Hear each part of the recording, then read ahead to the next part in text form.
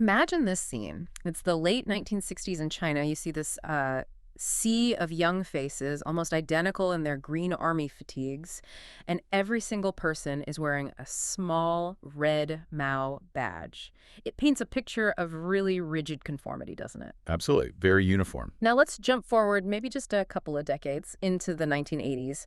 Picture those same streets, but Hmm. now they're like buzzing with young people. You've got permed hair, bell-bottom jeans, maybe some breakdancing happening. Yeah, completely different energy. And maybe even t-shirts with, surprisingly satirical slogans on them. The contrast visually is just, it's stark. It really is a massive shift. Welcome to the deep dive.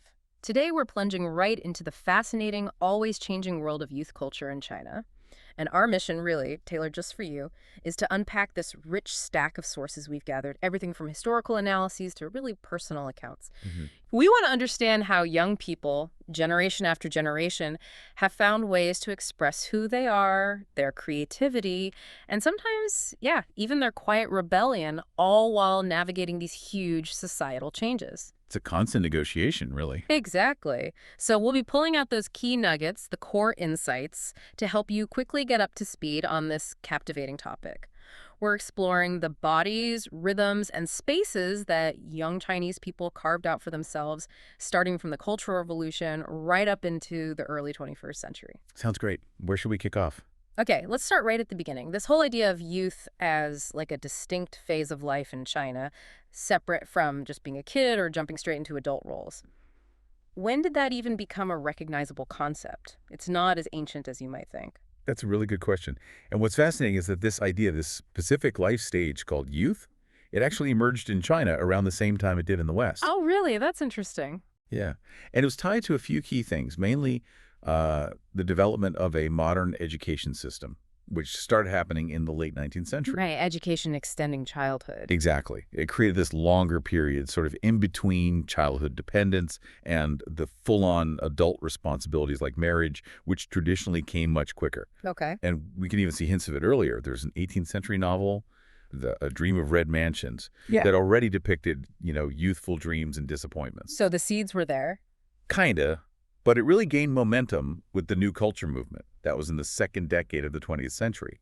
This movement was pretty radical. It called for rejecting old values, embracing Mr. Science and Mr. Democracy, heavily influenced by Western ideas. Okay, so the new culture movement kind of lays the intellectual groundwork. But then you have the May 4th movement in 1919. How did that event really mobilize young people and amplify this sense of youth as a distinct force? That's a perfect link. The May 4th movement, which was driven by student demonstrations, it advocated for really radical ideas at the time, like free choice in marriage. Ah, okay. And that inherently extended the period of youth, right? It gave young people a stronger incentive to develop their own distinct cultures and ways of being. Makes sense. And there's this other thread running through a lot of the 20th century, this growing focus on the young body itself, not just physically, but as a symbol, a site for these bigger nationalist and modernist ambitions, Right, the body as a project. pretty much. Okay, now here's where things take a really dramatic turn, I think. The Cultural Revolution, late 60s into the 70s, youth, specifically the Red Guards, became this incredibly powerful, but also really complex force. Yeah. How did their actions, which look so conformist on the surface, also function as this kind of deep cultural and political expression? It's a huge paradox, you're right. Because while, yes, their actions often seem totally in line with Chairman Mao's directives, they frequently served as a profound way to defy other authorities. Defy who, though? Not the state itself. Well, often not directly the top level, but definitely traditional authority figures, their parents, their teachers, Hmm.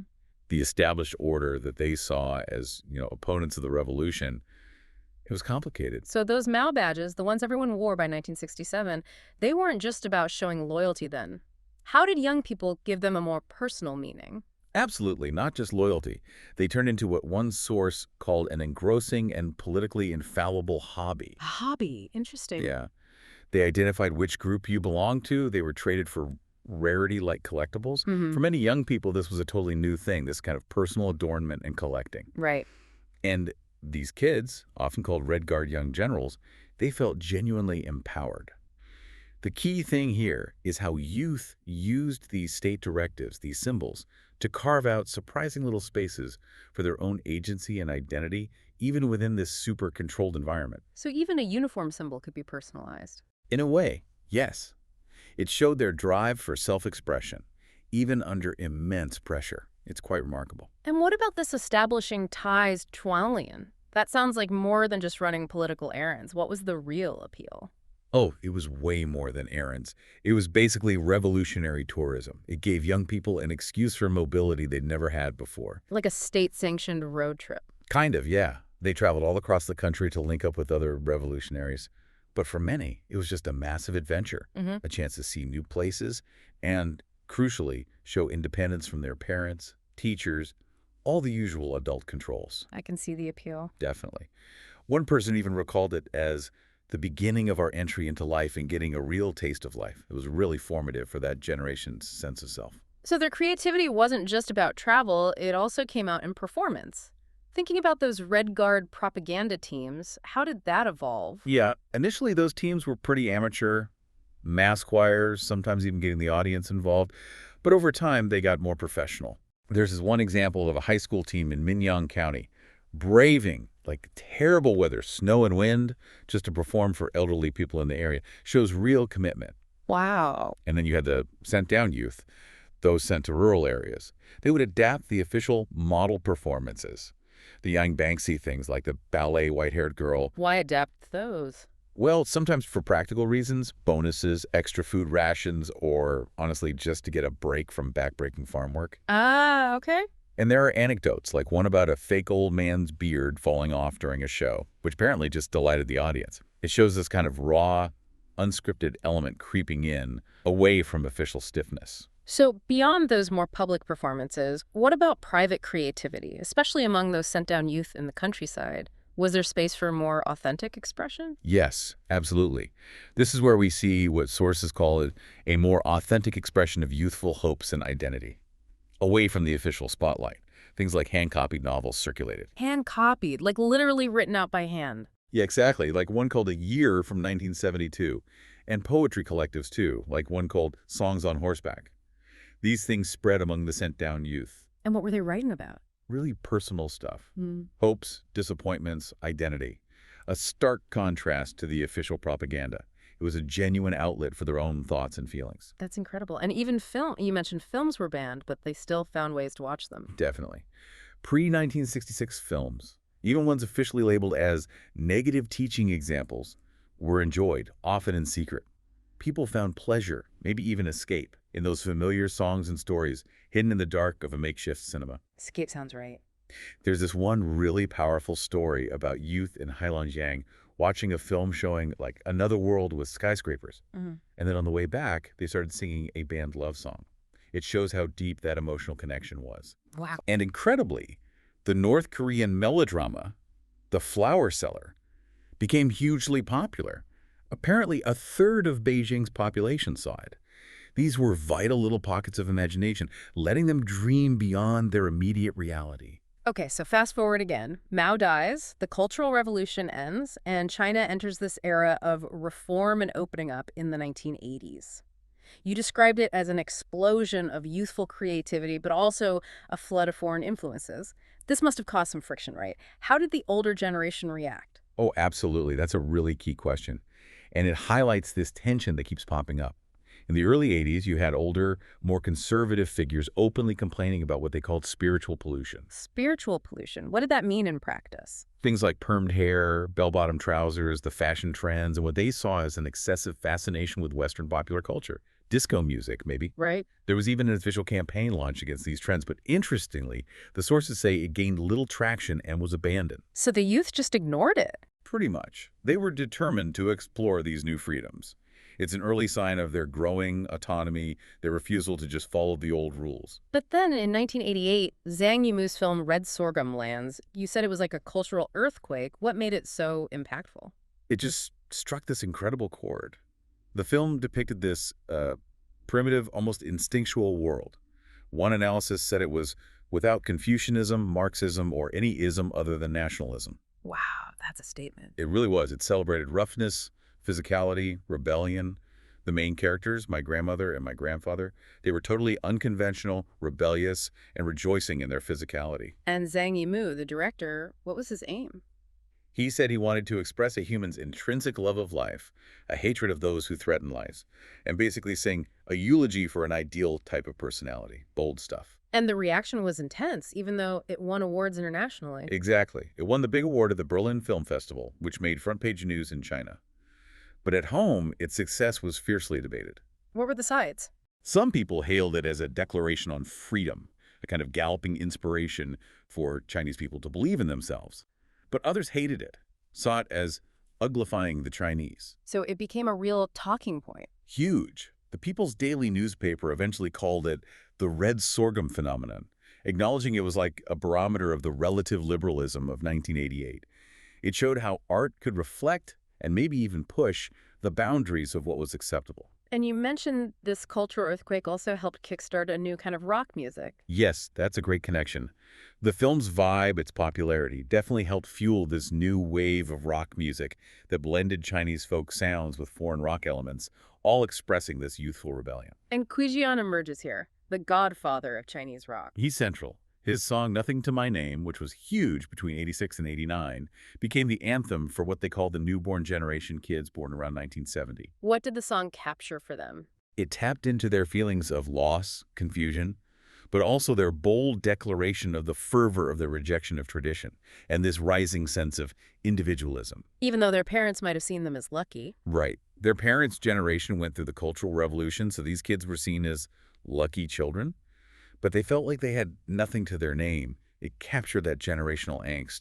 And Jian himself proved remarkably resilient, continuing his career even after politics got tighter after 1989. So beyond the big screen and the concert stage, how did this spirit of individuality show up in everyday life? Fashion, the body itself. Oh, it was everywhere. A huge area of assertion. You had this thing called the nude upsurge. In 1989, art students were relearning life drawing, pushing back against decades of prudishness, and over 60 picture books featuring nudes were published. Wow. And bodybuilding, too. Yeah, Jian Mei, it's a big revival. Magazines like Fitness and Beauty started featuring Western models, inspiring young guys to sculpt their bodies. And just regular clothes, T-shirts, jeans. Massive shift there, too. Slogan T-shirts went from being purely political, resist America, support Korea type stuff, to having funny or satirical messages. Right. And jeans became this powerful symbol. Anti-traditional, anti-conventional, anti-fashion. They were like a language to express anger and resistance, or just an unconventional and uninhibited attitude. So the body itself really became a canvas for expression. And beauty ideals must have played into that as well. For sure. While you had popular models like the singer Teresa Teng from Taiwan, there was also this reported obsession with whitening their skin. Using creams and things. Yeah. But interestingly, there were counter voices too. People saying, be proud of your natural tones, arguing gold is also yellow-colored. It shows that tension between global beauty standards and asserting a kind of national identity. And all this energy wasn't just visual, right? The dance floor exploded too. Disco, breakdancing. Oh, absolutely swept the nation. Breakdancing was huge, even though some older folks debated if it was neither fish nor fowl, not properly Chinese or Western. But the kids embraced it. Totally. Apparently, performers would even shout lines from Red Sorghum, like, "Go forward boldly, little sister," or lyrics from Ji's Nothing to My Name while they were dancing. Wow, directly connecting it all. Yeah, linking that physical energy right back to the cultural rebellions of the time. It was a very physical expression of these new freedoms. Now, amidst all this Western influence, the music, the fashion, the dancing, was there any kind of counter movement, maybe looking back towards Chinese traditions? Yes, that's a really interesting counterpoint, and that's where the Qigong fever of 1988 fits in. Qigong, like the breathing exercises. Exactly. It wasn't new, but it suddenly attracted a lot of young people. It was seen partly as an antidote to the headlong rush to copy foreign models, a way to connect back to Chinese cultural roots. Was it purely spiritual for them? Well, the sources suggest that for many youth, it was actually more a source of entertainment than a body of belief and health practice. So maybe a kind of playful engagement with tradition rather than a deep dive. Interesting. And we also saw sports fandom taking off, sometimes leading to trouble, right? Like riots. That's right. Pool or billiards became a really popular young male fad around '88. It often had this rebellious edge, sometimes linked to gambling and fights, which authorities struggled to ban effectively. And the soccer riots. Yeah, those are pretty dramatic. Big ones in Beijing in '85 and Sichuan in '88. Sources describe them as reflecting the emotional instability and dependence of youthful sports fans. What fueled them? Seems like a mix of alienation and frustration.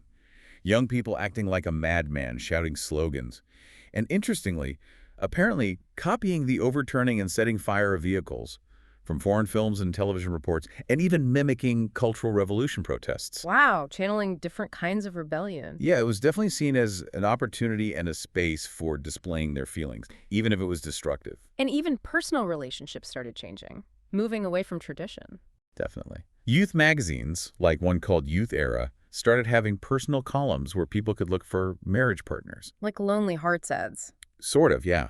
And this indicated a weakening of the attraction of the old system of arranged marriages. People had rising expectations for partners and were actively looking beyond their immediate circles, expressing more individual choice in who they wanted to be with. Okay, so we've tracked this incredible journey through the 80s, film, music, fashion, all becoming ways to forge identity. But then we hit the new millennium and a total game changer arrives: the internet. How did the digital world reshape youth culture and self-expression? The internet. Yeah, Ah, connecting this to the bigger picture, it just fundamentally transformed youth subcultures. yeah. It gave young people these incredible tools to shape mainstream culture themselves and create identities without passing through some outside filter, as one source puts it. So more direct expression. Exactly. It became this virtual world of comparative freedom, and it happened fast. By the year 2000, the cool greeting was apparently, "Have you been on the net yet?" Shows how quickly it integrated. And what's really striking is how it wasn't just for communication, but also for these incredibly clever, sly forms of protest. How did young people use this virtual space to kind of poke at authority? That's one of the most fascinating aspects. First, a whole new language emerged online, mixing Chinese characters, pinyin, slang, sometimes even borrowing Japanese words like daijiangfu for no problem. Just the language itself was different. Yeah, and that was part of the appeal, a resistance to the numbing orthodoxy of approved public discourse. But the ultimate example of sly protest has to be the grass mud horse phenomenon in 2009. A grass mud horse, what was that? It was this brilliant, large-scale sly poke at government censorship. Yeah. They used a phrase, teeny na alligator, which sounds almost identical to a really vulgar obscenity, but literally means grass mud horse. Mm. And they created this whole mythology around it. Fake children's songs, mock nature documentaries about this fictional animal, all to make fun of the official push for online harmony. Hixie, which sounds like river crab, another euphemism they used. That's incredibly creative. It really was. And one analysis called it a measure of the extent to which the authorities were helpless against this kind of agile, meme-based digital mockery. The anonymity helped too, allowing a great deal of creativity and freedom to express feelings, like on fan sites for pop stars run by young women who'd never even met in real life. But the authorities must have been concerned too. Oh, definitely. They saw dangers in this youthful autonomy, concerns about pornography, internet game addiction. There's a tragic story of a 13-year-old who jumped off a building, apparently thinking he could fly like his game heroes. So they started pushing for an internet culture with Chinese characteristics. Control versus freedom again. And alongside the internet, global culture kept flowing in, right? Particularly the Korean wave, Hallyu. What was the appeal of K-pop and K-dramas? Massive. Just huge. K-pop groups like HOT, NRG, K-dramas like Winter Sonata, What is Love. Even Korean novels and games became incredibly popular. Why? What did they offer? The appeal seemed to be that it was cool, lively, it had the power of youth. Descriptions used phrases like heart set free, identification of feelings, sudden enlightenment towards life. And the K-dramas offered stories about relationships and modern life that felt readily transferable to the lives of young people in Beijing or Shanghai. They resonated emotionally. And then came China's own massive talent show phenomenon, Supergirl, in 2005. That sounds like it was on a completely different scale. Unprecedented scale, really. 150,000 people auditioned to be singers, 20 million watching weekly, millions voting by text message. It was declared the coming of age of the people's own amusement, a kind of era of general carnival. Wow. And the winner, Li Yu-chin, she was significant. Very significant, because she had this asexual or zongxing look. Short hair, often wore a mannish jacket. She was far from the standard ideals of Chinese female beauty at the time. Hmm. Yeah, and her style, her voice, apparently echoed elements from both Korean dramas and even classical Chinese novels somehow. It touched a rich chord in young Chinese viewers' minds. This whole idol culture boom showed both greater commercialization, but also a definite relaxation of official cultural controls. New kinds of identities were becoming possible and popular. Cosplay also took off around this time too, right? Dressing up as characters. Yes, became really widespread. People dressing up as characters from Western fantasy Venice themes, vampires, but also East Asian figures. What was the draw there? It seems it was a way for young Chinese to parade and celebrate difference and control over their own bodily identities, real or imagined. Another form of constructing and performing identity very visually. And it wasn't all just about entertainment or online life. There was also a shift towards social action, with this wave of youth volunteerism around 2008. That's right. Big events prompted at massive snowstorms that year, the terrible Sichuan earthquake, and then the Beijing Olympics. Young people mobilized in huge numbers, often recruited online, through the internet. How did that change things? Well, some saw it as significant because it shifted social progress away from being the sole preserve of the ruling party. Optimists even talked about the emergence of a civil society. What motivated the volunteers? Pure altruism. It seems like a mix. Definitely genuine altruism, people wanting to do something for society, but also maybe some individual ambition mixed in raising grades for school, opportunities to develop themselves, a complex blend, like many things we've discussed. But it showed a new kind of collective action, often enabled by digital tools. So looking back across all these decades, from the Cultural Revolution through the 80s and into the 2000s, how did the actual ideals about the body itself evolve for Chinese youth? It's a really clear trajectory. You go from the enforced androgyny of the Cultural Revolution, where individuality was suppressed, Right. through that 80s phase, the celebration of manly vigor and refusal to bow to authority. The red sorghum vibe? Exactly. And then into the new millennium, it becomes a more complex, in many ways highly sexualized concept of the ideal body. Things like slimness, confidence, pale skin became desirable. Remember the whitening creams becoming a huge market, and even tattoos became more common. So much more individual choice, much more global influence. Definitely, a much wider range of influences shaping how young people wanted to look and present themselves. Okay, so wrapping this up, what does this incredible journey tell us? Hmm. We've gone through decades of Chinese youth culture, and what we see is this constant, really vibrant assertion of identity. Always finding a way. Yeah, and this surprising mix of tradition, national pride, and global influences all swirling together. From those Mao badges, which seem so rigid, to the fluid digital world of K-pop fans, From secret poetry circles. to internet memes poking fun at the government. Young Chinese people have just continually found these creative rhythms and spaces to express who they are, to define their own values. It really speaks to that enduring human need for self-expression, doesn't it? Regardless of the context. It really does. A powerful drive. So here's a final thought to leave you with. Considering how powerful both state narratives and these global cultural waves are in China, how might this persistent desire of young Chinese people to express their own values, to, as one source put it, live our lives in our own way, how might that continue to shape the very fabric of Chinese society in the future? That's the big question, isn't it? The interplay between individual expression and broader forces. Exactly. It leaves you with a lot to chew on about where personal identity and societal change might be heading next.